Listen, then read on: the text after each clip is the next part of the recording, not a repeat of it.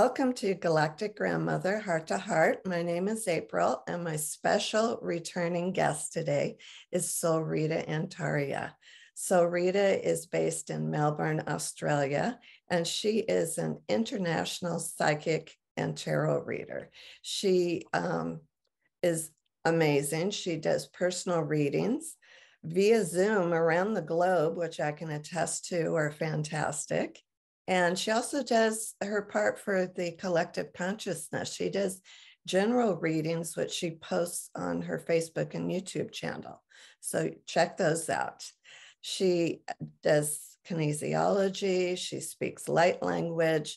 She has an advanced diploma in health sciences, and the list goes on. So I'm so happy to have you back. Welcome, Solreta. Thank you so much for having me back, April. And it's always so much fun to talk to you. And I just love that, we go down this little path together in this rabbit hole. And I love just being in the moment with you and not knowing what we're going to talk about, but I just know that it's meant me to the time and the collective that we're in. Well, I certainly appreciate you and everything that you do. You've always got the collective in mind. You're always out there speaking on different programs, and your personality is so much fun. I enjoy watching you. Thank you. That really touches my heart. It's so sweet. Now, when you're doing your readings, I know that you very often communicate with star aspects of the person, extraterrestrials. Have you noticed a particular star nations, extraterrestrials that seem to work with us more than others? Yeah. So in terms of, and I just got goosebumps because you feel them actually come in, like when we're talking about them, because they are so supportive and beautiful when it comes into, it's like, a parent watching the child walk for the first time. And it's like, you don't want to come in and grab their hands. You want to let them do it. Yeah. So our star families are like that with what we're doing here on Earth. What I have seen just recently, though, is more where they're able to come in. So I am actually seeing some of them vibrate more into fourth dimensional density. And I'm able to actually, sort of point out to some clients like where they are in the room in reference. And some of my clients are able to actually feel the star people next to them and feel the difference of temperature change. Almost like when you get, a warm current through the ocean and you can feel the temperature difference. It's a little bit like that with some of our star family. So the main ones that we've seen, I guess there's like certain things that we're anchoring. So with 2020, it was really Blue Soul Group that were so, they were called to attention to help like with the activations that we really needed. So this is Pleiadian, Lyran, also Syrian, inner earth beings, and the Elvish realms were really sort of called to come in to help assist humanity. But people that had those star origins or hybrid traits were also the ones kind of stepping up to the plate going, oh, it's our time. We're being called to attention to kind of perform and be like these pillars to hold these activations. I have seen a little bit more activity come in from Alpha Centauri lately. I've had where they've actually vibrated in onto sort of like a fourth dimensional density where you see them holographically start to appear in the room. So that's really exciting too. And they really are, kind of more connected to do with science and to do with healing and different things. So I think that we'll also see new versions of healing techniques, science and technology that are integrated with not only just the physical, but integrated with the blueprint side of who we are on an energy level. But yeah, definitely Pleiades over here, specifically in Australia and connected to a lot of the other tribes around the world or the original people. We see Pleiades be very, very strong in our genetics. Because you do so many readings, I was wondering if this year in particular, if you've noticed a common theme that seems to be running through the readings that you've been doing. Yeah, there's been a couple, and there's been some that are just starting to kick in now, because I'll see sort of like a trend in collective consciousness. And I think that's the joy of, doing a collective reading, but then the one-on-ones, you really sort of see like a thread of similarities that come through. And it does give you like a different insight into what's happening in the larger scheme of things. So last year we saw so many persecution wounds, whether it was from witch trial times, a lot to do with the star Oh, seeds and to do with what I call the magicals, which are people that have had, where they've worked in alchemy, healing, or kind of like more the natural medicine side of things throughout history, whether it's on or off world. We've sort of seen that some of those people have had wounds of where perhaps they've had to kind of, cloak like an invisibility cloak, or they've even kind of renounced their special gifts or psychic abilities because of a survival mechanism. So sometimes they've incarnated back into, this lifetime, and we're seeing a similar thing come up of where they're not using their full gifts and abilities. So generally, we see these kinds of wounds in chakras. So I've been doing a lot of work helping bring certain trapped or hidden emotions to the surface that might be in certain chakras around specific lifetimes. We've also been doing a lot more of a shamanic process in the readings where we actually call forth the person that the contract or agreement had been made with to do with those lifetimes. We're seeing common threads to do with people that were either sort of, I guess, put to death or put to the trials. Usually there's kings involved with that or people in connection with that. I have also seen where I get the feeling and the download from spirit of where it's been a different type of kind of persecution where it will be the energy more somewhat of an emperor. So when I see this sort of energy, it's someone who's persuaded or almost like lured the person in, whether it's through a relationship or some kind of close connection, making the magical or the gifted person actually feel that they're going to be used for good. And then power's gone to the head of, I guess, that emperor archetype.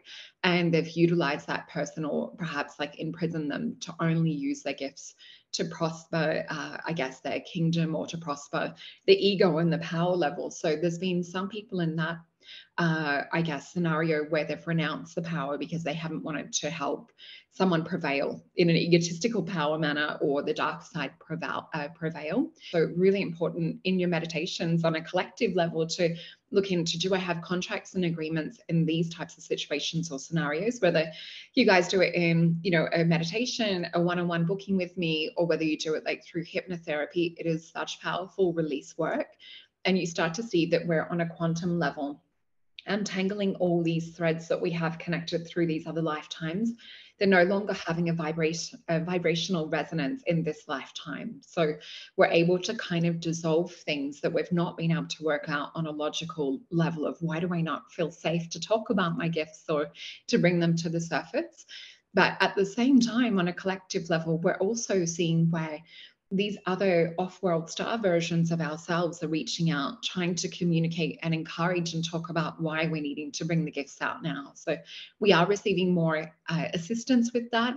I'm also noticing, not just with my own UFO activity and things in the sky picking up and ET interactions, the veil between worlds is super, super thin at the moment. And in fact, on Friday, the 5th of May, we're about to have Salmain here. In our side of things with this galactic calendar, it'll be on the 5th of May, and that's the day where the veil between worlds is super thin, and when we can contact our ancestors and we can sort of reach into these other worldly places. So we're literally moving through that right now. So spirit is really gearing up to bring that to our consciousness and for us to get involved, to let go of things from the past, to let go of all of these contracts and agreements, more so by the end of May. When it comes time to, and I've got a little note, on the 20th of May, we're going to be cycling into new moon energies linked to Taurus. So we're going to be putting our feet firmly in the ground. We're going to be looking at what it is that we want to start in terms of new beginnings. What we're seeing on a collective level is what is kind of the utopia vision and version that we have for future and for humanity. Because we're being distracted by the dark, we're being distracted by, whether it's mainstream media and even alternative, waiting for certain dates and times and things to happen. It just doesn't happen. So it's not about putting our faith into other things. I am seeing with a few special clients where they are holding like certain, almost like pillars of light, where they're to go into meditation to connect to higher self and God consciousness, hold this higher unconditional love, to kind of broadcast this new frequency of, this is the energy we're now going to be holding on the earth realm. So we're trying to, I guess, implement and create the first structures and foundation of the new version of earth. So really, really super exciting. I'm just seeing that start to trickle in with a few of my clients. So I'm like, it's beginning. So yeah, beautiful times to be in. That is really powerful. All of the clearing, of course, and then that makes way for us to envision and manifest this great new future. How exciting. Yeah. Mhm. I was going to bring up, you mentioned May 5th. Now, I believe that's an eclipse on May 5th. Yeah, so we've got and I've got the times here. So it'll be happening on May the 6th here in Sydney. I'm in Melbourne, same time zone, but it'll be around 3:30 a.m. But in New York, it's going to be on the 5th around 1:30 a.m. So we're just a little bit ahead of time. So yeah, it's going to be Yeah. quite a big one. So it'll be full moon eclipse in Scorpio. So we are really going to be diving into like a much deeper kind of energy. It's going to be quite transformational. It will also involve a lot of sexual energy and a lot of energy that I feel is creative. So I'm actually having a little bit of a dance party with some girlfriends that night, and we're going to be activating and manifesting and calling in this time. And it was funny because Spirit's like, you need to like contact the girls and have a dance party, and they gave me the date and I didn't actually realize it's significant. I'm just listening to Spirit send out the text, and one of my gorgeous friends, she's like, oh my gosh, that's like Salmain that night. So she's like, that's the veil between worlds where the ancestors can connect with us. Yeah. Yeah, so So interesting times. I don't know if you've seen it, but Stephen and I'm looking down and Evan Strong, they've been posting on YouTube about the Yowies that have been in direct contact with them. And I know, and that's for people that don't know that they live in Australia. Do you have any information or insights about the Yowie? Yeah, so Evan's one of my gorgeous best friends. So, like, we've been talking about our experiences for many years to do with the Yowie population. And one of our other friends, Sarah Bignell, who has Yowie Central radio and podcast, I've been on her show a couple of times talking about my interactions with the Yowies and with them being interdimensional. But I know that Evan's property, where his family live, they actually have had things appearing and disappearing and some really interesting physical experiences and interactions with them lately. Yeah. And I thought it was interesting when they said, unlike the Sasquatch here, that the Yowie have an ancient agreement with the original indigenous people there, that they would basically live in harmony, that they would not harm the humans. And I thought that was great. Yeah, it is. I guess there's different stories and different experiences across the world, but it is really interesting the ones that we have over here. There's a bit of a different feel I've noticed because I've also been in the States and felt the presence of them around. And they very much, in some parts, you will feel the territorial energy where you don't want to breach their territory, but they will put up almost like a sonar type feeling if they're feeling like, no, this is our space or something's happening. They also work more holographically. So when I've connected with them on different bushwalks and things like that, you will actually see things being shown as though you're seeing like a video in your mind. And yeah, so they do work on kind of like a higher state of psychic awareness in the way they communicate. But very interesting, the sonar aspect that you will really feel your emotional field will produce certain feelings. Even people that are not as sensitive will be like, I'm feeling intense like dread or fear for not going down that path. And it's not that they have ill or negative intentions, it's just they don't always want their space invaded, Right. or they're quite particular around who's allowed near them. But I've had in my older place that I lived in where we've had objects disappear, like vanish out of thin air in the house and look top to tail of the house. And then 5 hours later, it literally appears in front of our feet.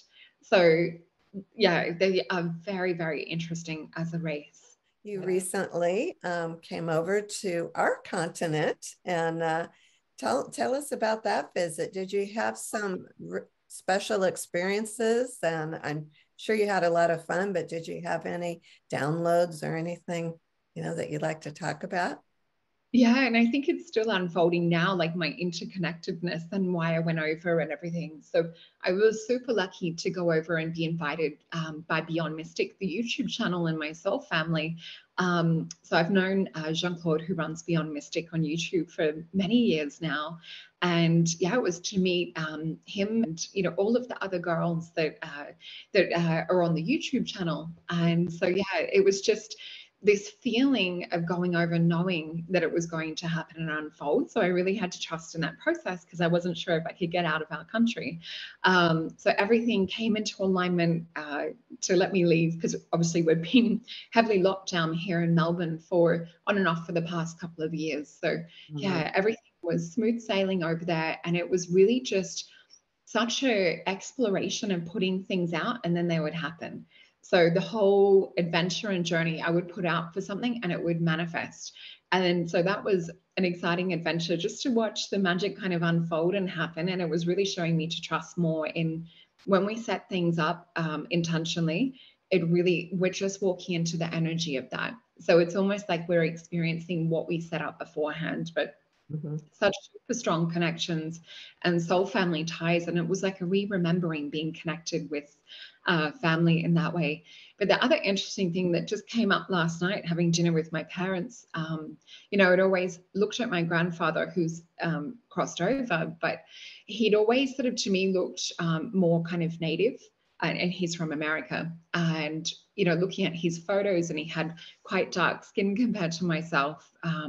But yeah, it was interesting because my uncle had just mentioned to my parents about how my grandfather had said he had Navajo blood.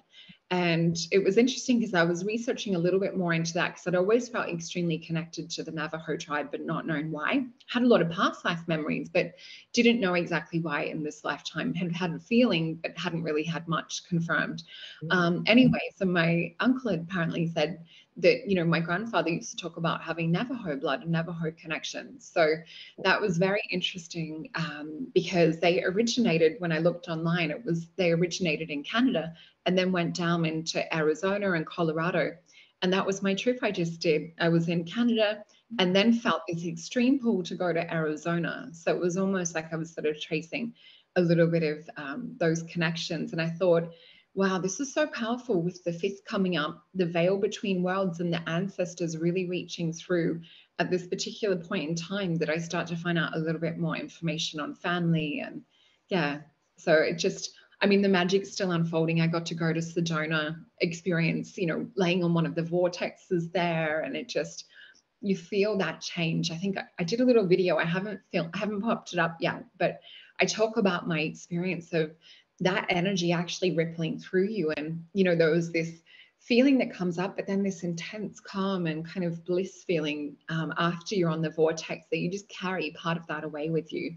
But I did feel the connections to Uluru and to Kata Judah when I was in the Sedona Vortex. I felt stargates or portals that linked back home here to Australia. That just seems to make sense to me. Yeah. Very briefly, the first time I went to Sedona, where the airport vortex is. That's the one I went to. It was the first place that we went to. And as we got out of the car and we were starting to climb up to the top of that rock, we heard Native American flute music playing across the canyon. It was so magical. We got up to the top and here's this music playing like it's a scene out of a movie. And I looked around, I was able to find the gentleman sitting across the canyon on a ledge playing the flute. It was magical. And I do know that what you felt when I laid back on the rock, it was really interesting. Those vortexes are so real. They really are. And I know people that have not been believers in, the spiritual side of life and have been very, more logic and mathematics and science-based that have been there, that have had, life-changing experiences and really, it's opened them up to the doorway of spirituality. Now, the last time that we talked, you were working on a line of teas, a tea collection. Yeah. How's that coming along? Yeah, so it's been a juggle with all of my readings and things, but it's getting closer. We've got all six of the different teas, which we call potions. So they're soul alchemy potions. So Mm. we have some that are like a vision quest journey, which is really exciting because the vision quest potion actually changes color. So we give like a little secret tip on how to kind of alchemize it and to get it to go from this beautiful purple into a bright, bright magenta. So all Oh. of the flavors and formulas are now set, and we're just working on, we've got the logo and the branding. It's just now working on the packaging side. So it's really, really exciting. It's coming, that little bit closer to having my vision and wanting to bring magic into people's lives because, it's such a part of who I am. And even from a childhood age, making potions and things like that, or making medicine, for my siblings, whether it was just, acorns and bark and leaves and things as a child, mashing them up with water, outside. But, there was always such a belief of the potency of Mhm. putting it into work. So we have an abundance potion, we have a heal a broken heart potion, which kind of began the whole journey into this. And we have one called I Am That Witch, which is about bringing back your personal power. So the potion is really, made and taken with an intention. So it's used a lot to help call in with manifestation work. So when we're looking at manifestation on a level, with quantum physics, and we're looking into the aura and the energy field of who we are, we really are only existing at about 3% on the physical. So much of what's happening and how we're kind of vibrating and, making things happens up here. So when we have alchemical herbs that are working with planetary medicine and we're setting intention with that, we're casting a wider net on a vibrational level. So if you're making a potion that's for, a love potion to bring in new love, or you're using the one to bring in abundance, we're really starting to increase the vibration of that potency and that frequency. So like my love potion resonates with energies to do with Venus. So you're maximizing that link or that quantum entanglement with Venus energies and with bringing in love. So there's going to be a whole little ritual that also goes with the teas that people, if they're really into that, will be able to dive deeper into that and learn so much about like how we work with manifestation, because it takes between about 42 to 56 days for it to land in the physical. So the teas are designed to be, worked with over a period of time to really kind of anchor our consciousness and to refocus the energy that we wish to unfold, rather than sort of feeling like things are outside of our control and Right. kind of losing lack of focus. So yeah, it helps to center the conscious mind as well as subconscious. It's interesting that you said 3% is in the physical because that aligns with the DNA, 97% being the so-called junk DNA, which we know is in reality the quantum DNA. Exactly. And I love it that you look into that side of things too. It's such an exciting part of who we are. And I think, Oh, yeah. if we even, look into the visual spectrum and we only see sort of this much of reality, yeah, there's, say we've got the visual spectrum. And it's interesting because you even notice with people that have synesthesia, or like a blending of the senses, quite often they will see, say, 5 shades of pink. And one person that has a smaller visual spectrum, or they're not really kind of set up for color, might only see maybe 2 shades of pink. Whereas if you have this sort of heightened state of awareness, and the cones and the rods on the anatomy level are sort of set up to pick up more on the visual spectrum, you'll see like the 5 different shades. And to someone Oh, who sees that, it will just be like, like looking at the back of their hand, they'll just see it plain as day. So there are some, when we look into psychic abilities and things too, that are picking up on a wider bandwidth of information. And I think that's why I love working with the potions, because we're dipping into more of this wider bandwidth on having like a bit of an influence with the quantum, and sort of tapping into more of that heightened frequency and state of energy to actually change things on the 3% level. So yeah, we're really harnessing that unseen to create a change on the physical. that's exciting. And the last time, and 6 months ago, you were also working on a course Oh yeah, to assist in psychic development. Is that what I remember? Yeah. And I'm glad that you remember, because I've forgotten what I talked about last time. But yeah, so that's still in the works as well. It really just is, juggling everything. But it will be helping people to really sort of understand that I really look at it from a spiritual and anatomy point of view. So Mhm. this 3%, this physical, we actually have kind of the hardware within the physical body, but it's just about bringing it online, installing new software, Right. which is really just about adding light and frequency to activate everything. So the course will be going into that. It's just taking a little bit of time to get it out. Can't wait. It'll be exciting. Yeah. Yeah. And it's my life's work. So I think that's also part of the reason it's taking so long, because as a natural born clairvoyant and psychic, it really has been trying to put everything that I've seen, experienced, and learned over a lifetime into making sure that it's such a full-bodied course. But I'm here to tell you it's just part one. You're still It young. is. Yeah. Yeah, When you're my thank age, you'll have a whole other course or two. you. Yeah. And there is a few that I'm working on. So there's like three Uh-huh. different courses I'm kind of working on at the moment, because I tend to work a little bit ADD. Yeah. Yeah. Would you mind giving us a reading and showing us how your tarot readings work? Yeah, I would love to. I'm just picking 4 cards to have a look into the collective. So, Okay. for those that watch me on, whether it's Beyond Mystic or my own shows, you guys know that I really feel into the energies before we flip them over. So, Mhm. I always love to get the impression from what Spirit is trying to tell us. And the cards are really just the clarification or confirmation for Mhm. what Spirit is saying. So, back when I was younger, I didn't use the cards for readings in this way. I would sort of use them in a different way. The other thing that I'm seeing at the moment, if we look into the collective aura or energies that are around at the moment, I'm seeing a lot of violet, and I'm also seeing this beautiful, almost like a rose gold kind of copper color. I've only seen it with one person's aura at the moment, came up the other day, but just spirit showing me that we're going to be seeing more of this. So we're going to be seeing more of people actually anchoring more of their soul energy, Mhm. and I guess unapologetically just letting it flow through. So Mhm.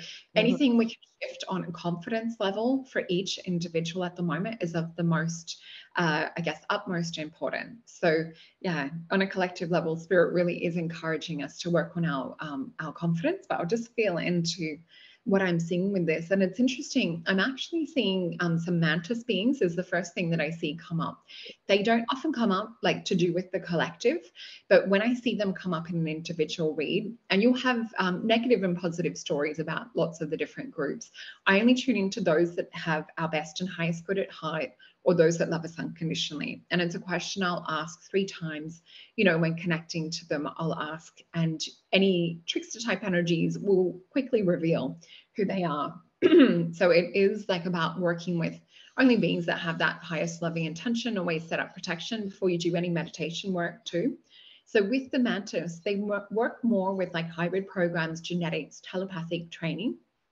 So I feel that with feeling into this, we're about to get some more upgrades when it comes to telepathy, when it comes to like deeper emotive feeling and understanding kind of like the nature of what we're experiencing. So what they're showing me right now, it's hard to put into English, but they're showing me collectively we're about to become a little bit more sensitized. So the changes with the sun and with the magnetics of the energy around at the moment, we are actually being upgraded in a sensory level. So really paying particular attention to what you're feeling, what kind of unconscious or subconscious information you're picking up on.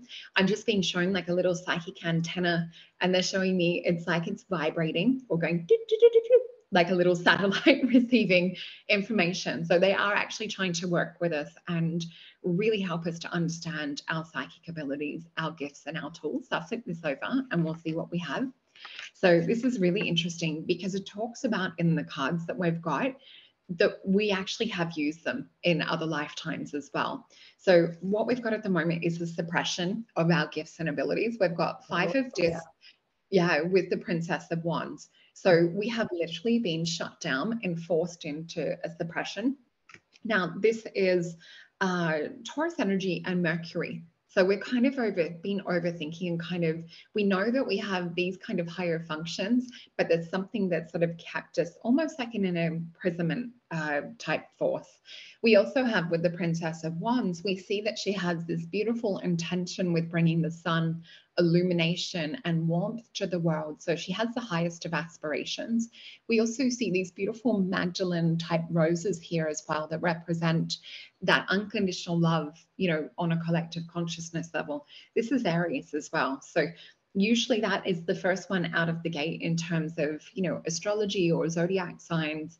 It's the one to kind of break the change. So it's not the easy job. So what we're seeing at the moment collectively is those that are the front runners are being called to step out of their fear, to break those contracts and agreements that we spoke about right at the beginning. But her little wand with the sunshine in the end, when she quantum jumps and actually realizes that she is a queen in training, she doesn't even need the wand in the end. She starts to fully embody this energy of the sun and the radiance. So there's a little bit more deeper work to do at the moment with the moon card coming up. We need to really get an understanding of who we are on a soul level. Who are we beyond this 3% of the physical?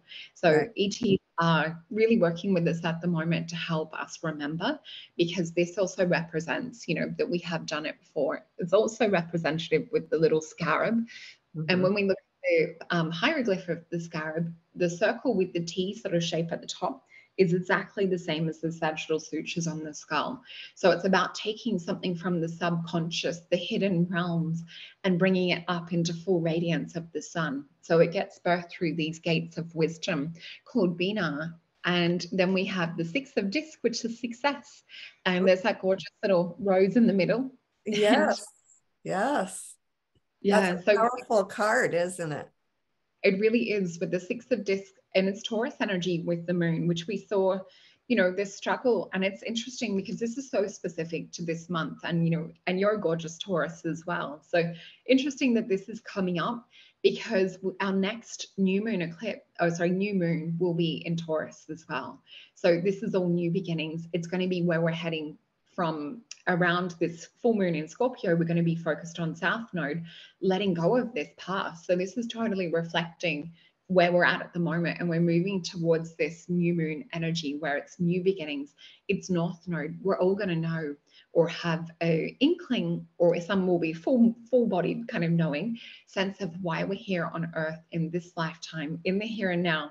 We're going to know more about our soul mission. So that's why the ETs are sort of assisting and working with us too. Wow, that's fantastic. Yes. Thank you. I, I just think that's the goal of so many of us, is just to assist others to be able to tap into who they really are, and what they wanted to accomplish in this life. Yeah, definitely. I'll just pick just a couple of clarifying cards, if that's okay. Oh, I'm please just getting do. Yeah. prompted, from Spirit. I'm just seeing, oh, they want this deck. So I'm just going to the Star Tarot now, and we'll just have a little bit of a look. They just wanted to sort of build on, if we break past through confidence, they just wanted to show us a little bit more insight. Okay, so we've got 3 cards. These ones I do just flip over. Oh my gosh, this is such a breakthrough. This is a victory. So definitely have a look on working in confidence, because it will break past subconscious fears and boundaries and anything that's been holding you guys back in multiple different areas of life. So we have the Ace of Wands, and we have Temperance and the Six of Wands. So with the Ace of Wands, this is literally that higher self connection, that connection to God, reaching out, going, here is the next step. So when we work on confidence, we're actually going to be shown that beautiful wand lighting the way. And again, we've got the sun energy with this. With Temperance, this is kind of bringing about like that, when we're working on something, the universe shows up to give us that little bit more. So it's Temperance of Mars and Venus energy with Archangel Michael, and we see the sun and the moon. There's the balance between the subconscious and conscious mind. So if we're working on subconscious and clearing all of these things, consciousness will actually have a wider kind of view on reality. So say, for example, if you're, a mother and you have young kids and you're shopping And your mind, when you walk into the shopping mall, is like you're seeing all the sales to do with kids items, or you're seeing, things to do with education, anything that sort of involves kids. So if you're working on things to do with like psychic abilities or to do with like soul development, when you're clearing different things, your perspective or your vision of what comes next, you're widening your net to actually bring through a lot more. So that's what's leading to victory. I'm also seeing on a collective level, star family and star seeds and soul family meeting up a lot more in the physical this year. So do reach out and go to the conferences, reach out to go, to the sky watches, to places where like-minded souls and hearts are coming together. It's so vital and important for that actual physical upgrade and information and heart-to-heart contact with our own soul groups at the moment. So is there anything that's been coming up for you that you'd like to share that seems to be maybe you and your girlfriends, or like another more of a personal common theme that's been coming up? Yeah, for me personally, it's definitely been a level of like physical contact on an ET level, definitely been a lot deeper over the last 12 months. So I've noticed, sort of physical contact things again. Some of it is a little bit personal, so I won't share all of it. But I just noticed that we definitely are having more physical interactions again with some of the ET groups.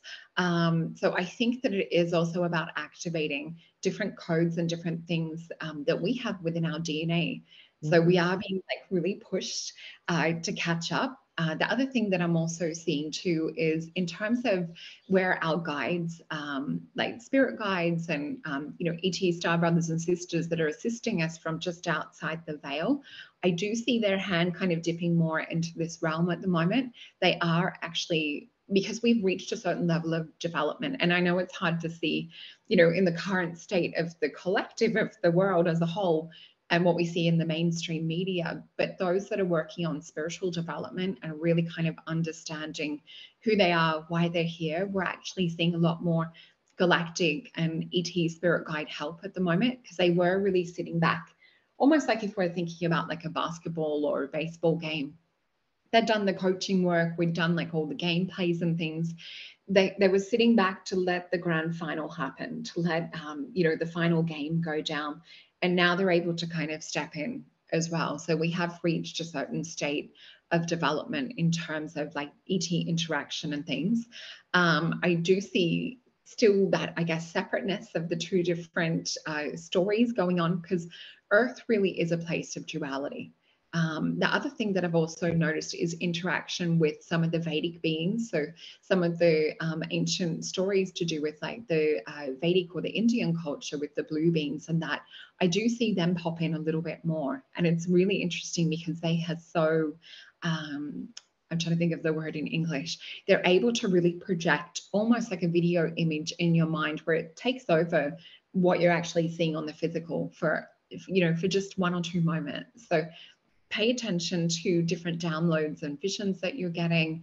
I do feel that with those particular group of beings, the way that they are drawn, I guess, in the ancient books and things is exactly how they appear when they show up in semi-physical form. So I do think, that we are being encouraged to look on the true history and the true nature of where we've come from and our origins. And I think that's also why we're having, information on Tartaria kind of resurface. And people are really like, the consciousness is homed in on trying to find like the truth about origin and history. You can just see, especially since 2020, and people going online, finding like-minded people, you can just see the expansion of awareness that's been taking place. I really feel like as a collective, we're coming together more and more.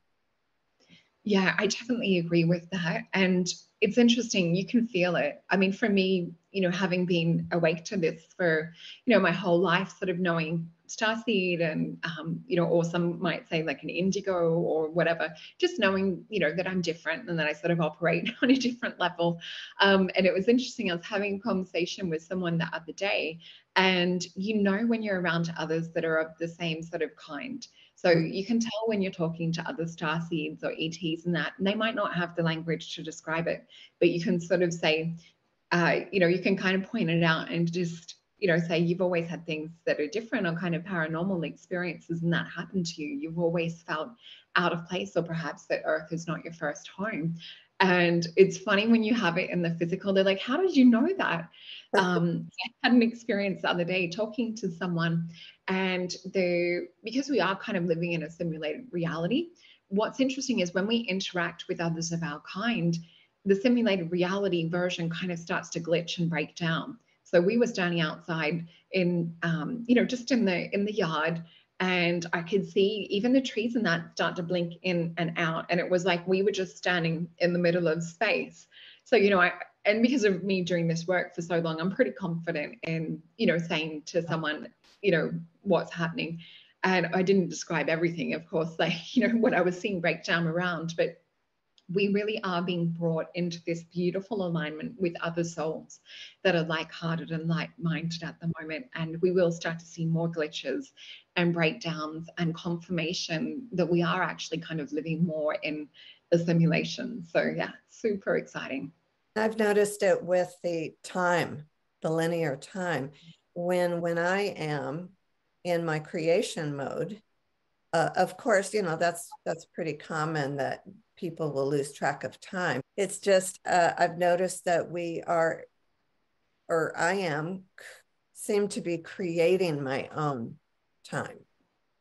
Yeah. Oh, I just get goosebumps when you said that. It's so true.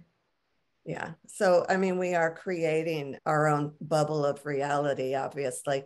And that's been my inner guidance, has been really go after what it is, excuse me, that we feel that we're here to do. There's a reason that we're all here. And it is to come together for the collective and to really kind of anchor this ascension energy. I really honor you for everything that you're doing. Thank you. Yeah. And what a time we're in. It was so much harder when we were younger to, Mhm. go to the library and maybe find a book on astrology or, ghosts and different things. Whereas now we have this whole like smorgasbord platter of different Right. subjects. And that's why I love it that, people are sharing their own experiences. And I know with, my ET experiences, I really only feel into and talk about the things that I've seen and experienced because I Right. don't want to have anything that's not something that I've felt or experienced myself. So yeah, I really think that's super important. We all bring our own flavor or our own kind of experience that's coming through us. And I think if we look at ourselves as like little prisms of light that are shining this bigger light onto the earth collectively, there's all like a different rainbow or a different piece of that light that we're bringing through to add to the whole. And there's such a freedom in being authentic. Yeah. Definitely.